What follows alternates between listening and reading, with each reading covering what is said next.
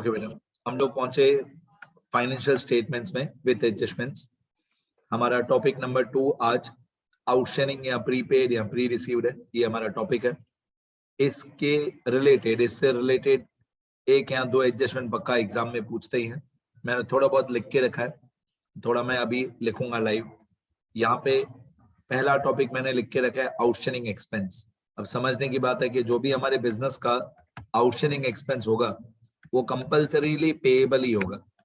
Outstanding को हिंदी में बोलते हैं बाकी। आउटस्टैंडिंग को बोलते हैं बाकी, मतलब ऐसा एक्सपेंस जो हमको पे करना बाकी है। आउटस्टैंडिंग एक्सपेंस मतलब ऐसा खर्चा जो एक्सपेंस इस अकाउंटिंग ईयर का है लेकिन हमको पे करना बाकी है। तो डिपेंड करता है कि क्वेश्चन में आपको आउटस्टैंडिंग एक्सपेंस एडजस्टमेंट में दिया हुआ है या ट्रायल बैलेंस में दिया हुआ है। तो अगर आपको आउटस्टैंडिंग एक्सपेंस एडजस्टमेंट में दिया हुआ है तो इसके दो इफेक्ट होंगे, एक बैलेंस शीट में लायबिलिटी साइड, एक प्रॉफिट एंड लॉस अकाउंट या ट्रेडिंग अकाउंट या प्रॉफिट एंड लॉस अकाउंट, दोनों में से कोई भी एक जगह पे डेबिट साइड पे ऐड मतलब प्लस।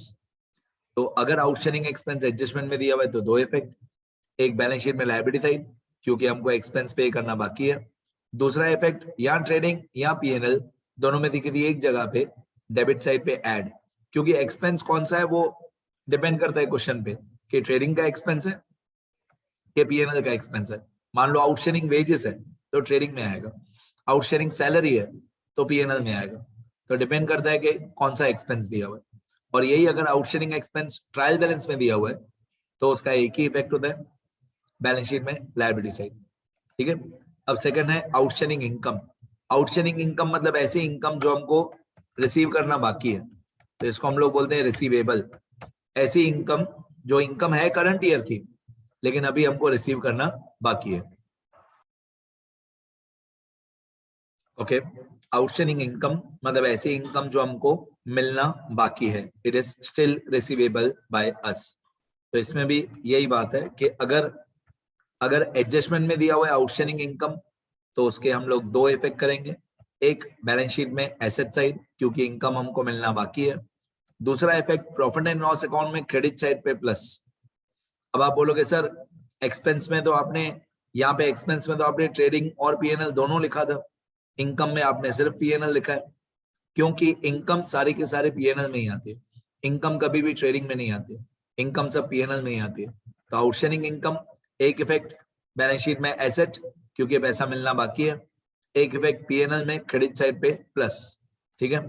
अब यही अगर आउटस्टैंडिंग इनकम हमको ट्रायल बैलेंस में दी हुई है, अगर if outstanding income is given in trial balance then उसका एक ही इफेक्ट होगा बैलेंस शीट में एसेट साइड, ये आउटस्टैंडिंग इनकम हो गया। इसके बाद है प्रीपेड एक्सपेंस, ऐसा एक्सपेंस जो नेक्स्ट ईयर का खर्चा है। प्रीपेड एक्सपेंस मतलब expense of next year paid during current year, मतलब आने वाले साल का खर्चा हमने इसी साल में पे कर दिया। तो अगर हमने आने वाले साल का खर्चा इसी साल में पे कर दिया तो वो हमारा एसेट है प्रीपेड एक्सपेंस, क्योंकि नेक्स्ट ईयर हमको कुछ पे नहीं करना पड़ेगा। नेक्स्ट ईयर हमको कुछ पे नहीं करना पड़ेगा लेकिन एडवांटेज बेनिफिट हमको मिलेगा। तो प्रीपेड एक्सपेंस हमारा एसेट होता है। इसमें भी वही रूल्स है, अगर प्रीपेड एक्सपेंस एडजस्टमेंट में दिया हुआ है तो उसके दो इफेक्ट होंगे, एक बैलेंस शीट में एसेट साइड, दूसरा या ट्रेडिंग अकाउंट या पीएनएल अकाउंट दोनों में से किसी एक जगह पे डेबिट साइड से माइनस, लेस मतलब माइनस।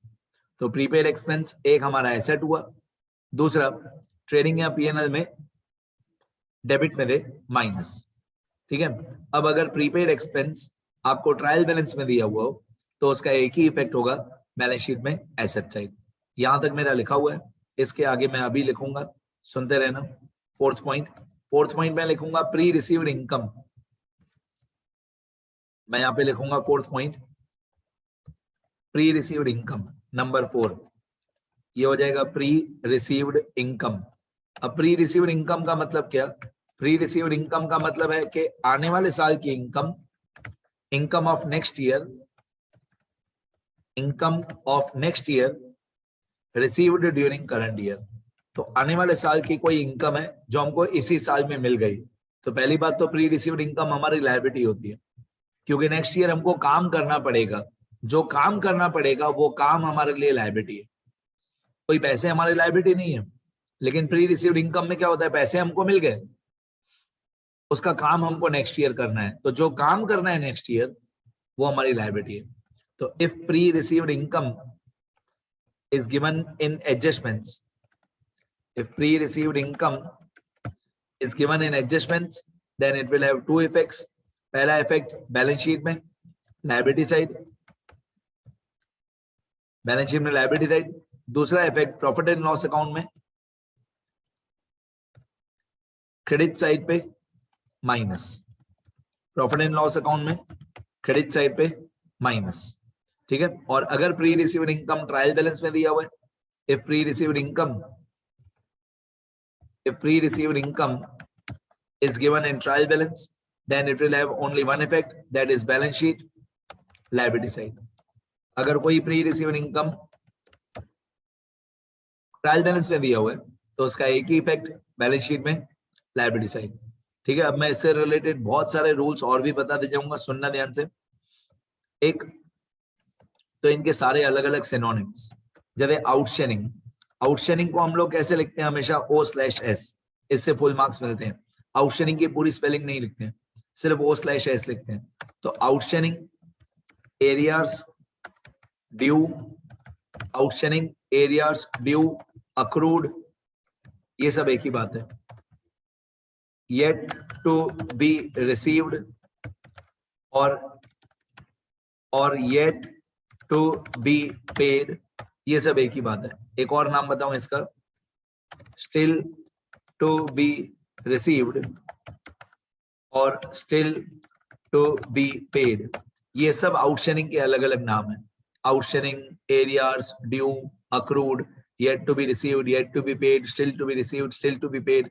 इसको हिंदी में हम लोग बोलते हैं बाकी, या पैसा लेना बाकी है, या पैसा लेना बाकी है, या पैसा देना बाकी है, या हमको कहीं से पैसा लेना बाकी है, या हमको कहीं पे पैसा देना बाकी है।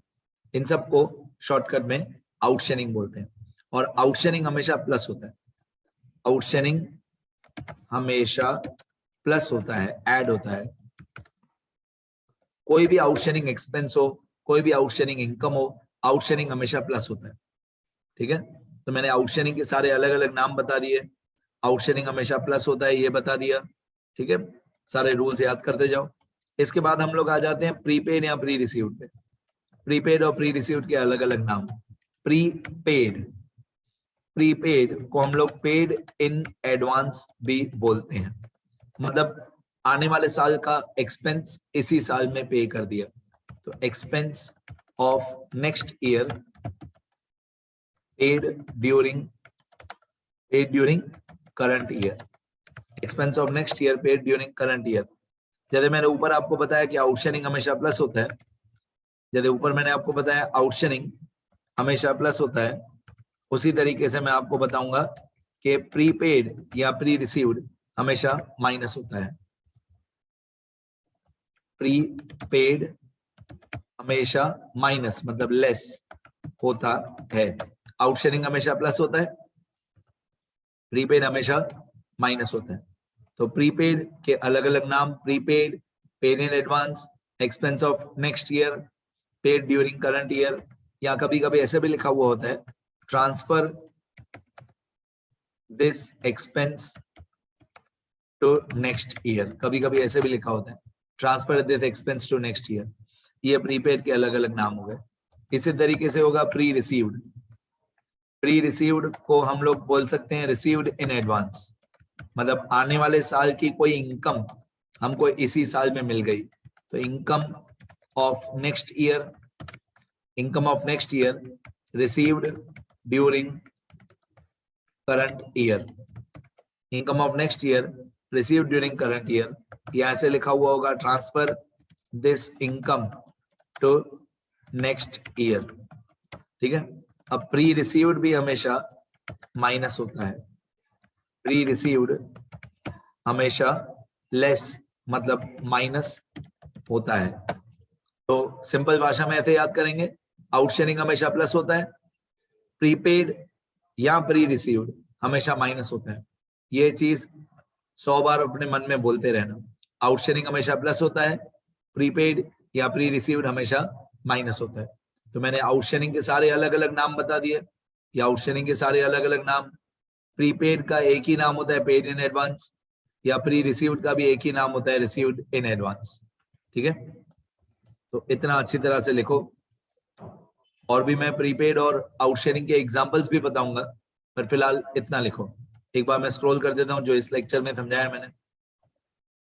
टॉपिक 2, इसके एग्जांपल्स करेंगे हम बहुत सारे, पहले इतना लिखेंगे फिर धीरे धीरे एग्जांपल्स पे भी जाएंगे।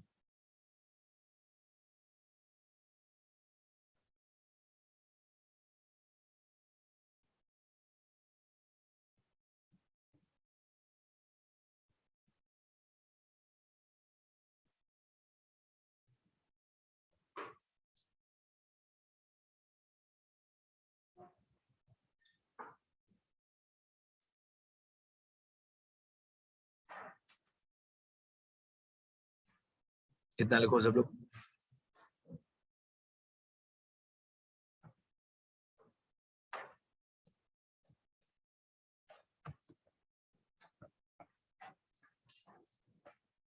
मैं इसी वीडियो लेक्चर को और आगे कंटिन्यू करता हूं। मैं एक एग्जांपल समझा देता हूं आउटस्टैंडिंग सैलरी का।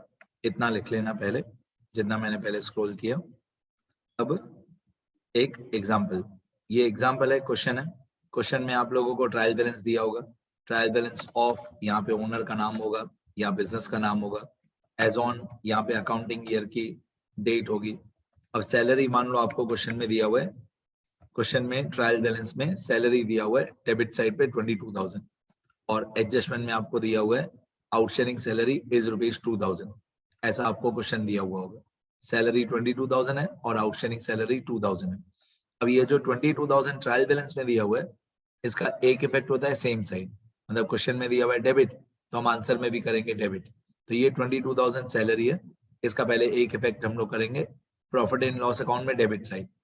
ये 22,000 सैलरी हमारा एक्सपेंस होता है, ये पीएनएल में डेबिट होता है। अब मैंने आंसर का ब्लैंक फॉर्मेट बना के रखा है, ये ट्रेडिंग अकाउंट ब्लैंक फॉर्मेट, ये profit and loss account blank format, और ये बैलेंस शीट का ब्लैंक फॉर्मेट मैंने बना के रखा है। ठीक है, आप लोग भी मेरे जैसे ही लिखोगे, जैसे मैं लिख के समझा रहा हूँ ऐसा ही हर एक एडजस्टमेंट लिखोगे। अब क्वेश्चन में जाएंगे। क्वेश्चन में ये जो सैलरी दिया हुआ है 22,000, इसका पहले एक इफेक्ट करेंगे। सैलरी 22,000 ये हमारा एक्सपेंस होता है, ये पीएनएल में डेबिट होता है। तो हम लोग प्रॉफिट एंड लॉस अकाउंट में जाएंगे, प्रॉफिट एंड लॉस अकाउंट में डेबिट साइड पे जाएंगे और लिखेंगे टू सैलरी, और क्वेश्चन में दिया हुआ है 22,000, तो हम भी लिखेंगे 22,000 लेकिन इनर कॉलम में। इसको इनर कॉलम बोलते हैं और अमाउंट के कॉलम को आउटर कॉलम बोलते हैं। तो हम 22,000 को लिखेंगे इनर कॉलम में। वो सारी अमाउंट्स इनर कॉलम में लिखते हैं जिनमें कुछ भी प्लस या माइनस करना बाकी है। जिसमें भी कुछ भी प्लस माइनस करना बाकी है उसको इनर कॉलम में लिखते हैं, बाद में प्लस माइनस हो जाने के बाद आउटर कॉलम। तो सैलरी 22,000, ट्रायल बैलेंस एक इफेक्ट, क्वेश्चन में दिया है डेबिट, तो मैंने आंसर में भी डेबिट किया, सैलरी 22,000। अब एडजस्टमेंट में लिखा हुआ है, क्वेश्चन में एडजस्टमेंट में, ये क्वेश्चन में ये क्वेश्चन है, क्वेश्चन में एडजस्टमेंट में दिया हुआ है आउटस्टैंडिंग सैलरी इज 2,000।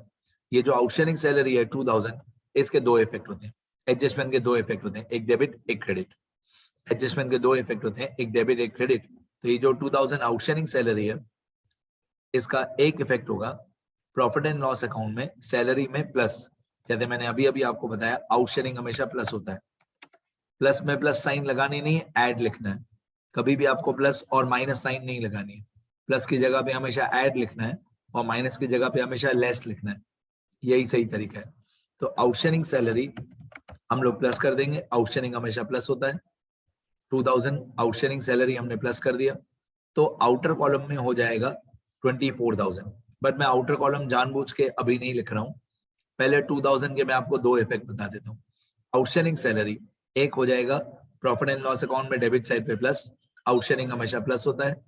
दूसरा 2,000 का इफेक्ट होगा बैलेंस शीट में लायबिलिटी साइड, क्योंकि ये सैलरी हमको पे करना बाकी है। तो मैं बैलेंस शीट में लायबिलिटी साइड पे लिखूंगा आउटस्टैंडिंग सैलरी। तो ये 2,000 का एक इफेक्ट, ये 2,000 का एक इफेक्ट लायबिलिटी साइड, और ये 2,000 का एक इफेक्ट पीएनएल में डेबिट साइड। तो 2,000 का दो इफेक्ट हो गए, एक पीएनएल में डेबिट में प्लस, और एक बैलेंस शीट में लायबिलिटी साइड। तो ये 2000 के दो इफेक्ट हो गए। ये 22,000 ट्रायल बैलेंस में दिया हुआ था, ये 22,000 ट्रायल बैलेंस में दिया हुआ था। ट्रायल बैलेंस का हमेशा एक इफेक्ट होता है। अब प्रॉफिट एंड लॉस अकाउंट में, प्रॉफिट एंड लॉस अकाउंट में आउटर कॉलम में 22,000 प्लस 2,000, तो आउटर कॉलम में आएगा 24,000। ये 24,000 कोई इफेक्ट नहीं है, ये 24,000 कोई इफेक्ट नहीं है, ये जस्ट टोटल है। ठीक है, बहुत सारे बच्चे क्या समझते हैं कि ये 24,000 भी इफेक्ट हुआ, नहीं, ये 24,000 कोई इफेक्ट नहीं हुआ, ये जस्ट टोटल है दो अमाउंट का। 22,000 और 2,000 को प्लस करके आउटर कॉलम में 24,000 आया, ये कोई इफेक्ट नहीं है। तो 22,000 का एक इफेक्ट हुआ ट्रायल बैलेंस का, और 2,000 के एडजस्टमेंट के दो इफेक्ट हुए। ठीक है, तो मैं इस तरीके से भी बता सकता हूं कि आउटशेयरिंग हमेशा प्लस होता है।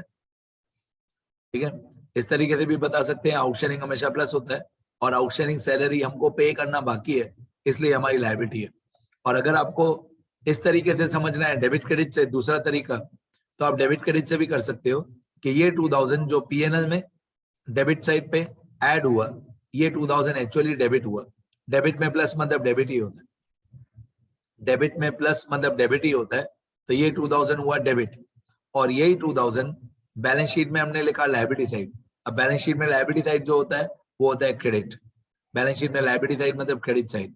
तो पीएनएल में हुआ डेबिट में प्लस, डेबिट में प्लस मतलब डेबिट, और बैलेंस शीट में हुआ क्रेडिट, बैलेंस शीट में लायबिलिटी साइड मतलब क्रेडिट। तो कोई कोई बच्चे डेबिट क्रेडिट से करते हैं, लेकिन जिन लोगों की लॉजिक ज्यादा क्लियर होती है वो लोग डेबिट क्रेडिट नहीं करते। वो सिंपल ऐसा रूल लगाते हैं, एक आउटस्टैंडिंग हमेशा प्लस, दूसरा आउटस्टैंडिंग सैलरी पेएबल है इसलिए लायबिलिटी। तो ये 2,000 के दो इफेक्ट हो गए। ठीक है, एक बार मैं स्क्रॉल कर देता हूँ, अच्छी तरह लिखना क्वेश्चन आंसर। ये एग्जाम्पल 1 यहां से लिखना है आपको, ये क्वेश्चन है, यहां तक क्वेश्चन है, ये हमारा आंसर। ट्रेडिंग अकाउंट में फिलहाल कुछ काम का नहीं है, ये प्रॉफिट एंड लॉस अकाउंट और ये बैलेंस शीट। इतना लिखो पहले सब लोग, लिखो बेटा।